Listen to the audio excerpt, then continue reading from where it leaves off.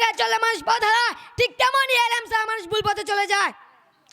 আল্লাহ তাআলা কুরআনে বলেন, কুল হাল ইয়াস্তাউল্লাযিনা ইয়ালামুন ওয়াল্লাযিনা লা ইয়ালামুন, অর্থাৎ যারা জানে আর যারা জানে না তারা সমান নয়। আলহামদুলিল্লাহ আলহামদুলিল্লাহি রাব্বিল আলামিন, ওয়াসসালাতু ওয়াসসালামু আলা রাসূলিল্লাহ ওয়া আলা আলিহি ওয়া আসহাবিহি আজমাইন, আম্মা বাদ, ফাআউযু বিল্লাহি মিনাশ শাইতানির রাজীম, বিসমিল্লাহির রহমানির রহিম। সম্মানিত উপস্থিতি, বাংলাদেশের ঐতিহ্যবাহী স্বনামধন্য শিক্ষা প্রতিষ্ঠান উত্তরা মডেল মাদ্রাসা কর্তৃক আয়োজিত বার্ষিক সাংস্কৃতিক বক্তৃতা শিক্ষা সেমিনারে উপস্থিত আছেন সম্মানিত প্রিন্সিপাল মহোদয়, শ্রদ্ধেয় শিক্ষকবৃন্দ, অভিভাবকগণ ও প্রিয় সহপাঠী, সকলকে জানাই আন্তরিক শুভেচ্ছা ও অভিনন্দন। আজ আমি এলএম শিক্ষাদানের গুরুত্ব ও কেন এটি আমাদের জন্য প্রয়োজন এই বিষয়ে কিছু কথা বলবো। প্রিয় শ্রোতা মণ্ডলী, এলএম বা ইলম হলো আলো, এই আলো ছাড়া মানুষ সঠিক পথ চিনতে পারে না।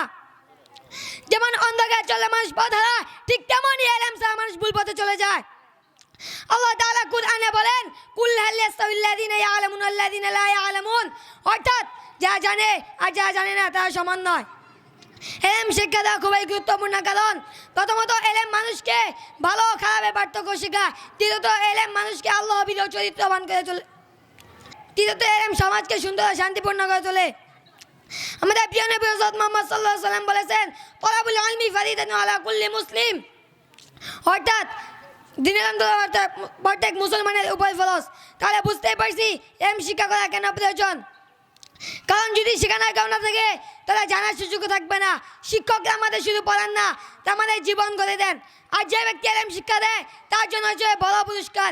হাদিসে এসেছে, মানুষ মারা যায় বলো যে ইলম সে শিখে যায়, তার সওয়াব চলতে থাকে।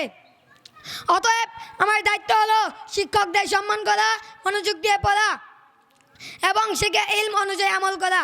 আল্লাহ তাআলা আমাদের সবাইকে নেক ইলম অর্জন করা ও তার শিক্ষা দেওয়ার তৌফিক দান করুক। আসসালামু আলাইকুম। সবাইকে ধন্যবাদ। আমার সংক্ষিপ্ত বক্তব্য এখানে শেষ করছি। আসসালামু আলাইকুম।